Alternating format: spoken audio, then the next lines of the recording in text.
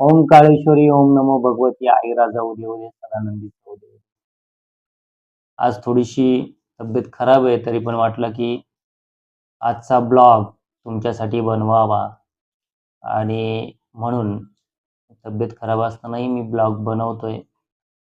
थोडंसं काय होतंय माहिती नाहीये, पण होतोय, तकलीफ होती, त्रास होते, थोडासा होतोय. चला, तरीही सर्वांना गुरुपौर्णिमेच्या हार्दिक शुभेच्छा. सर्वांची गुरुपौर्णिमा ही सुखमय, सुखदायी आणि गुरुच्या आशीर्वादाने परिपूर्ण झाली असेल.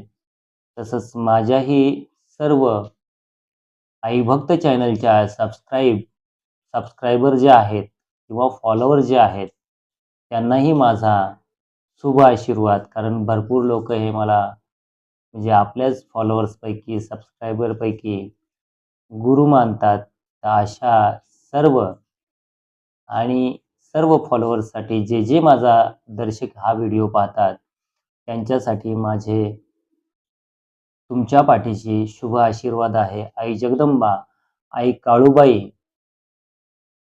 आई येडेश्वरी सदैव तुमच्या पाठीशी उभा राहो अशी मी तिला प्रार्थना करतो तिच्या चरणी.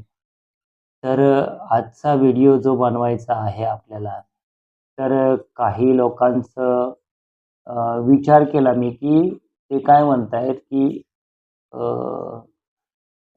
काय म्हणतात, आता तो अधिकार नाही आहे आपल्याला की कोणाला नावं ठेवायचं किंवा काय.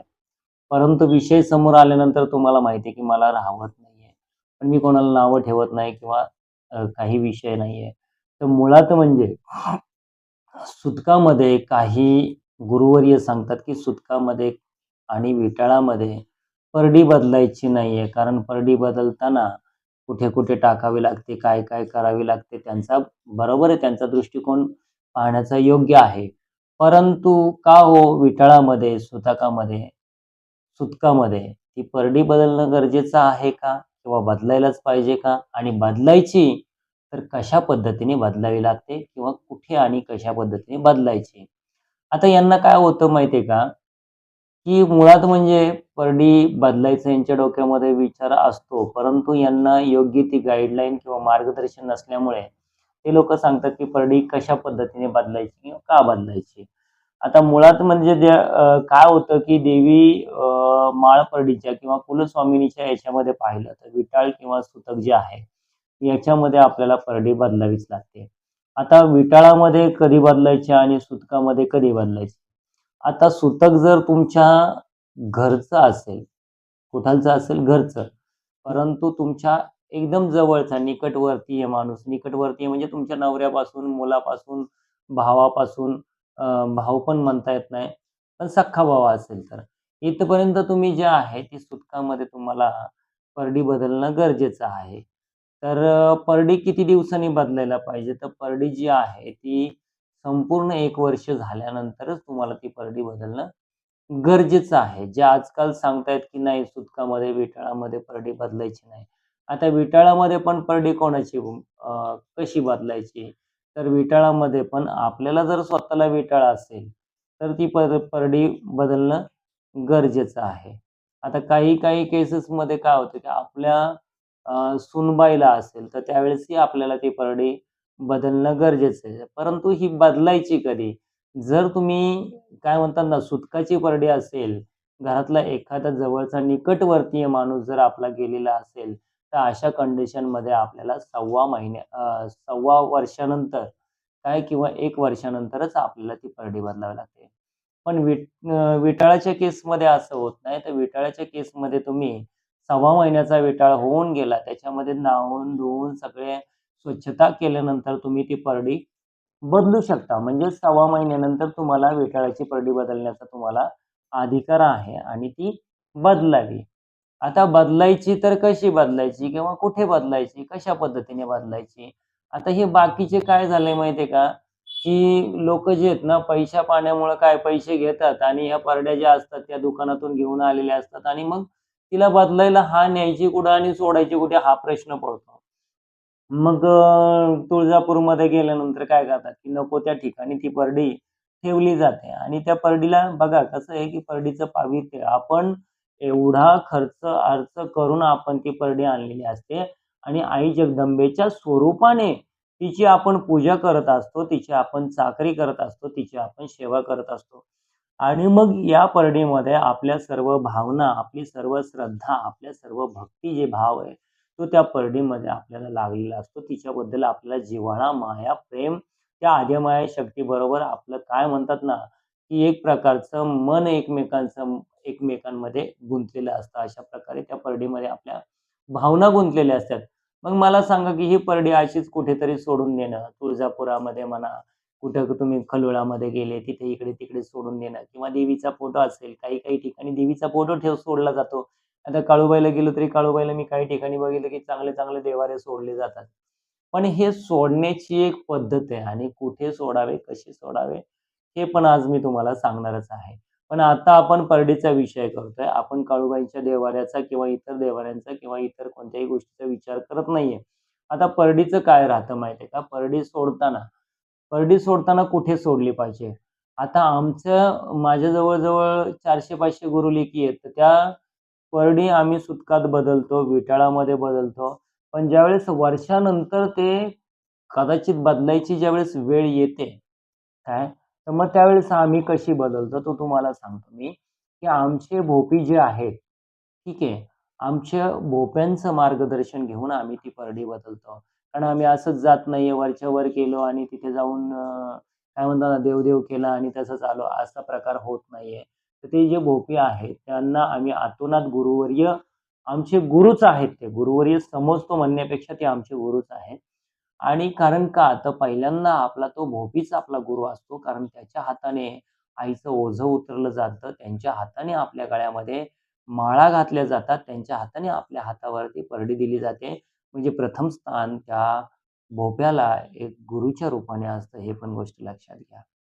आता आमचे जे गुरुवर्य आहेत, त्यांचं नाव मी तुम्हाला सांगतो. कदाचित तुम्ही जर तुळजापूरमध्ये गेले, तर सुधीर अमृतराव म्हणून असं त्या महाजयांचं नाव आहे. सुधीर अमृतराव विचारा किंवा शरद अमृतराव विचारा आणि त्यांच्या ठिकाणी तुम्ही गेल्यानंतर तुम्हाला राहण्याची सोय पण फुकट आहे आणि ह्या सोयी असल्यामुळे तिथे जर तुमची परडी बदलायची असेल, तर ते स्वतः तुम्हाला सांगतील, की परडी इकडे-तिकडे टाकू नका किंवा ठेवू नका. तर परडी जी आहे ती आपण ज्या निवासस्थानी आपण राहतो, त्यांच्या घरी आपण ज्या ठिकाणी मुक्कामाला असतो, त्या ठिकाणीच ते परडी ठेवायला लावतात.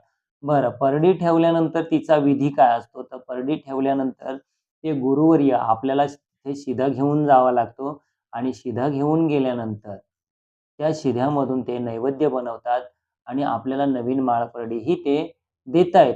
ज्या लोकांना अशा अडचणी वाटत असेल, की आपण माळपरडी कुठून घ्यायची, कशी घ्यायची, आपल्याला कळत नाहीये, तर तुम्ही सुधीर अमृतराव कदम यांच्या घरी तुम्ही जाऊ शकता किंवा त्यांच्याच बंधूंचं नाव आहे शरद अमृतराव कदम. तर यांच्या घरी जाऊन आपण देवीची योग्य रीतीने पूजा, साडी, चोळी तिच्यापर्यंत मानपान. आता हल्लीच्या गुरूंना काय सवय लागलेली, की दुकानातून परडी घ्यायची, वेडा मारून यायचा आणि इकडे येऊन तुमचा कार्यक्रम करायचा. कारण आता भोप्यांनी ज्यावेळेस सुखाचं ताट द्यायचं असेल, तर भोप्याच्या हाताने सुखाचं ताट दिलं जातं. मग तो भोपी काय करतो, की ते जे ताट आहे, ते ताट विधिवत पूजा करून, आई अंबाबाईच्या चरणाशी लावून, तिच्यासमोर भेट घालून, तो आपल्याला आणून देत असतो. त्याच्यानंतर माळ घालून, हातावरती परडी देतो. जगदंबेची, तुळजाभवानीची त्यांच्या हाताने, आपल्या हाताने आरती केली जाते. म्हणजे अशा पद्धतीने विधिवत दिलं जातं. ठीक आहे. पण त्यांना भीती काय वाटते, की ह्या गुरुवर्यांना भीती वाटते, की ते आपल्याला काय म्हणतात ना, की तेच गुरु होतात, मग तेच ज्ञान देतात. याच्यामुळे यांना काय वाटतं माहिती आहे का? आपण तिकडनं दुकानातून ताट घेऊन यायचं आणि त्याचं पूजा-अर्चा करायची आणि ते घेऊन यायचं आणि मग इकडं आल्यानंतर आपण तो आराधना केला जातो. परंतु तसं नाहीये. ॲक्चुअली ज्यावेळेस आराधखाना केला जातो ना, तर आराधखाना हा ज्या व्यक्तीच्या अंगामध्ये येतं, जरी आपण भोप्याकडनं विधिवत ताट जरी घेतलं, तरी आराधखाना करताना हा आपला निर्णय येतो. कारण का? तर आराधखाना केल्यानंतर आपल्याला आपल्या गुरुकडनं बीज मंत्र मिळतो. कानमंत्र मिळतो आणि तो कानमंत्र हा पिढ्यानपिढ्या गुरु स्वरूपाने सिद्ध केलेला कानमंत्र असतो. तर त्या पद्धतीने त्याचा आणि याचा काहीही संबंध येत नाहीये. काय त्याच्यामुळे असं काही विषय नाहीये आणि ज्यावेळेस तुम्हाला ताट सोडायचंय, आता ते ताट सोडल्यानंतर पण त्यांनी पण काय सांगतात माहिती का? आता ह्या गुरुवाऱ्यांना माहिती नाही की ताट कसं सोडायचं काय? आणि सर्रास हे लोकं सांगत सुटलेत की विटाळामध्ये, सुतकामध्ये माळपरडी बदलायची नाही. अहो तिला चालतच नाहीये. विटाळ चालत नाही, सुतक चालत नाही. कारण ती आदिमाया शक्ती आहे ना, एवढी काय म्हणतात ना, की पावित्र्यवान, शीलवान आणि चारित्र्यवान आहे, की जेणेकरून तिलाच जर आवडत नाहीये, तर आपण ते बोकांडी कारण त्या भक्ताचं कसं असतं माहिती आहे का, मी गुरु आहे समजा आणि मी माझ्या लेकरांना जर चुकीचा मार्ग सांगत असेल, चुकीचा मार्ग दाखवत असेल, ठीक आहे ना, तर त्या गोष्टी चुकीच्याच आहेत. पूर्णपणे चुकीच्याच आहेत. तर आपल्या लेकरांना आपण 400 असेल, 500 असेल, 600 असेल, लाखोनी लेकरं आहेत आपले. परंतु त्यांना योग्य मार्गाने, योग्य पद्धतीने मार्ग दाखवणं, ही त्या गुरूचं कार्य असतं. म्हणून आम्ही विचार-विमर्श केल्यानंतर त्या गुरुवर्य सुधीर अमृतराव कदम आणि गुरुवर्य शरद अमृतराव कदम यांचं आम्ही बोलणं-चालणं झाल्यानंतर याच्यातून एक निष्कर्ष काढला. मग तेच जे ताट आहे, ते योग्य पद्धतीने ते काय करतात, की परत त्या बुरुडाला काय जो परडी बनवतो त्या बोर्डाला ते परत देतात आणि ते परत दिल्यानंतर त्याची परत काय म्हणतात ना रिसायकलिंग होते. परत ते ताट नव्याने बनवलं जातं आणि ते परत ते ताट काय म्हणतात ना, याच्यामध्ये मार्केटमध्ये येऊन परत ते ताट दिलं जातं. अशा पद्धतीने रिसायकलिंग होते त्याची. परंतु आजकालच्या लोकांना गुरूंना काय वाटतं माहिती का? नाही याच्यामध्ये माळपरडी बदलायची नाही, ताट बदलायचं नाही, सुतकात बदलायचं नाही, विठळात बदलायचं नाही. अहो का आपल्या अंगावरती कपडे आहेत. अहो, आपण आपल्या घरचा कोणी एखादा व्यक्ती गेला, तर त्याचं वर्ष श्राद्ध करतो आपण. त्यांना नैवेद्य दाखवतो आपण आणि मग ह्या गोष्टी देवाबाबतीत का नाही लागू करत तुम्ही? हां, मग तेच कवर पण सुतक बोकंडी घेऊन बसायचं का? किंवा विटाळ बोकंडी घेऊन बसायचा का? कारण काय होतं माहिती आहे का? आज एक छोटीशी चुकी आहे आपली, परंतु आपल्या पुढच्या ज्या येणाऱ्या पिढ्या आहेत, आपण माळपरडे आणतो, ताट आणतो, गुरु करतो. कशासाठी करतो? आपल्या घरातल्या सुखासाठी करतो ना. वाटोळं व्हावं म्हणून करत नाही ना. आणि मग हे कित्येकांना माहिती आहे, की प्रत्येकाला माहिती आहे, की सुतकामध्ये, विठळामध्ये ताट बदलावं लागतं. परंतु असं जर आपला गुरु सांगत असेल, तर साफ ते चुकीचं आहे. आणि हे तुम्हाला काय म्हणतात ना, हे तुमच्या प्रगतीकडे नाही, तर तुमच्या अधोगतीकडे लक्ष नाही. कारण का? तर दैवी घाला हा माणसाला कळून येत नाही. कारण माझ्याकडे जे लोकं येतात ना, काही-काही लोकं असे आहेत, की त्यांना माळपरडी आहे, परंतु जोगवा मागत नाही आणि या जोगवा मागत नसल्यामुळे सुद्धा काहींचे हात दुखतात, काहींचे पाय दुखतात, काहींचं डोकं दुखतं, काहींचं डोक्यामध्ये आग होते, मुंग्या होतात. असे भरपूर काही लक्षणं फक्त ती अंबाबाई घरात आणल्यानंतर पण तिची व्यवस्थित सेवा होत नाही म्हणून पण होतं. तरी मित्रांनो मला हेच सांगायचं आहे, की ज्यावेळेस आई जगदंबेचं ताट असेल, येडेश्वरीचं ताट असेल, तर त्यावेळेस तिची योग्य ती पूजा आणि आराधना करणं गरजेचं आहे. तिचा पाच घरी जाऊन मी म्हणतो रोज नाही गेलं, मंगळवारी, शुक्रवारी जरी नाही गेलं, तरी महिन्यातून पण नाही गेलं, पण तरी एक दिवस वर्षातून का होईना, तिची जी सेवा करायचा जो आपल्याला संधी तिने दिलेली आहे, ती सेवा करणं आपल्याला गरजेचं आहे. कारण जर भगवंत आपण आपल्या घरी घेऊन येतोय, की आई जगदंबा आपल्या घरी घेऊन येतोय, ती काही शोसाठी नाही आलेली. आपल्या घरामध्ये धन, धान्य, सुख, समृद्धी आणि आरोग्य लाभ सगळ्या आपल्या गोष्टीमध्ये आपल्या घरामध्ये नांदाव्यात म्हणून त्या आई जगदंबेला आपल्या घरी आणलेलं असतं. आणि मग ते पिढ्यानपिढ्या का? आज खाल्लं म्हणजे उद्या खायला लागत नाही का आपल्याला? हं? उद्या खायला लागत नाही का? लागतंच ना. आज कपडे बदलले, आज अंघोळ केली. मग 10 दिवसांनीच अंघोळ करतो का? 15 दिवसांनीच अंघोळ करतो का? नाही. तसं तिचं पण काही पावित्र्य आहे. ते पावित्र्य आपल्याला टिकवावं लागतं आणि त्यावेळेसच तुमच्यामध्ये ती एनर्जी राहते. त्यावेळेस तिची जी ऊर्जा आहे, तिच्या संचाराची ऊर्जा म्हणा किंवा अंगात येण्याची ऊर्जा जी आहे ना, तिचं पावित्र्य टिकवल्यानंतरच ती ऊर्जा राहते. तिला कसं आहे माहिती आहे का? तिला एक काय म्हणतात ना, तिचं असं आहे चारित्र्यवान माणूस आई जगदंबेला आवडतो. पावित्र्यवान माणूस आई जगदंबेला आवडतो. आणि स्वच्छता असलेला, जो तिच्या भक्तीमध्ये तल्लीन आहे, जो तिची सेवा करतो, अशा घरामध्ये हीच आपली तुळजापूरची तुळजाभवानी म्हणा किंवा कोल्हापूरची महालक्ष्मी म्हणा किंवा वणीची सप्तशृंगी आई म्हणा किंवा तुमची माहूरगडची रेणुका, यांना सगळ्यांना आई अंबाबाई नावाने उद्देशलं जातं. ही अंबाबाई आपली कुलस्वामिनी कधी खुश राहते? तर असे केल्यानेच खुश राहते. जर तिच्यावरती धूळ चढली, धूळ चढली, धूळ चढली आणि आपण तशी ठेवली तिला, तर ती आपल्यावरती कृपादृष्टी नाहीये, आपल्यावरती क्रोध दाखवणारी आहे ती. त्याच्यामुळे मला सांगायचं आहे, की जरी तुम्हाला ताट बदलायचं असेल, तुम्हाला माळपरडी बदलायची असेल आणि हे बदलणं गरजेचंच असतं आणि ही जर बदलायची असेल तुम्हाला, तर नक्कीच जर तुम्ही तुळजापूरमध्ये माळपरडी किंवा ताट बदलायला गेले, तर आमचे जे गुरुवर्य आहेत, सुधीरदादा, अमृतराव कदम किंवा शरददादा अमृतराव कदम यांच्याकडे जाऊन आपण हे ताट बदलून घेऊ शकता. कारण ते त्यांच्या पद्धतीने नैवेद्य दाखवून, तिची पूजा-अर्चा करून, सोडलेल्या परडीची सुद्धा पूजा-अर्चा करावी लागते आणि त्या पद्धतीने आपलं ताट सोडलं जातं. तर अशा पद्धतीने काय म्हणतात ना, डोक्यावरती आपल्या ओझं घेऊन ठेवून जीवन जगू नका आणि असे जर आपले गुरुवर्य सांगत असतील, तर ते साप चुकीचं आहे, ते साप खोटं आहे. कारण का माहिती आहे का, मलाही ट्रोलिंग होते त्या गोष्टीची, पण मला काय लागले, सवय लागलेली की खरं बोलायची. हे बघा, तुमचं माझं नातं काहीच नाहीये. तुमच्या घरून मला काही पैसा-पाणी येत नाहीये किंवा तुमचं वाटोळं करायसाठी मी तुमचा दुश्मन पण नाहीये. पण जो चांगला मार्ग आहे, तो मला दाखवणं योग्य वाटतं. तरीही खूप लोकांचं काल गुरुपौर्णिमा झाली आणि त्याच्यामुळे त्यांना आशीर्वाद मिळाला आहे आणि चांगली गोष्ट आहे, की असाच आशीर्वाद तुमच्या शिरावरती राहू द्या.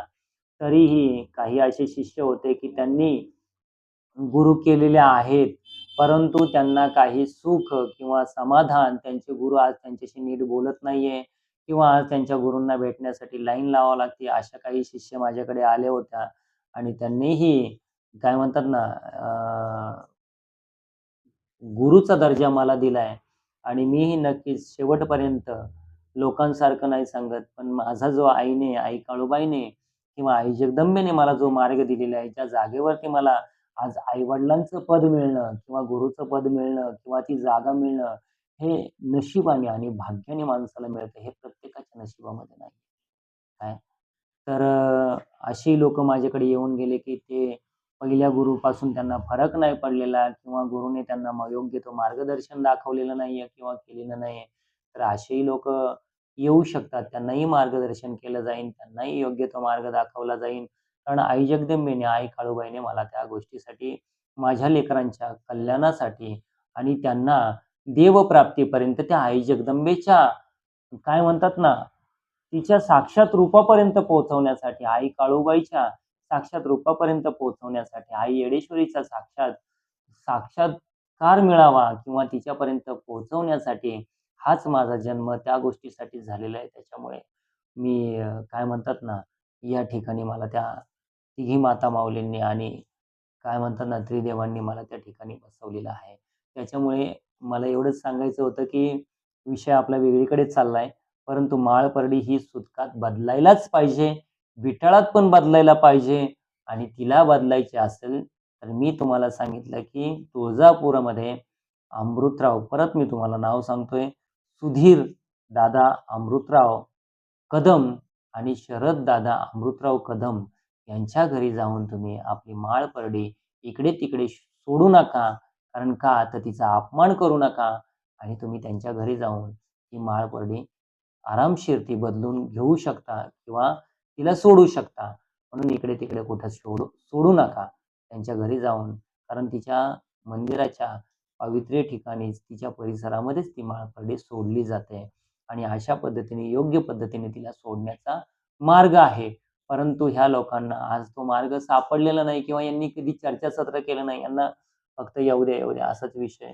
त्याच्यामुळे मला तो विषय नाहीये. आम्ही चर्चा केली, याच्यातून मार्ग काय काढायचा, कसा काढायचा आणि त्याच्यानंतर हा मार्ग तिथे निघालेला आहे. तर तुम्ही त्या पद्धतीने तुमची माळपरडी सोडायची असेल तर सोडू शकता आणि सोडायलाच पाहिजे ज्यावेळेस तुम्हाला विटाळ आणि सुतक असेल त्यावेळेस.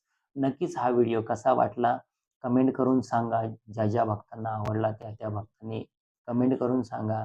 आणि सदैव आई जगदंबेची, आई काळूबाईची, आई येडेश्वरी मातेची, धावजी पाटील बाबाची आणि नाथ महाराजांची कृपा तुमच्यावरती सदैव राहो. त्यामुळे इथेच हा ब्लॉग समाप्त करतो. ओम काळेश्वरी, ओम नमो भगवती आयराजा उदे उदे, सदानंदीचा उदे उदे, तुळजापूर भवानी माता की जय. धावजी पाटील बाबाचे चांग भले. ओम नमो आदेश आदेश. धन्यवाद.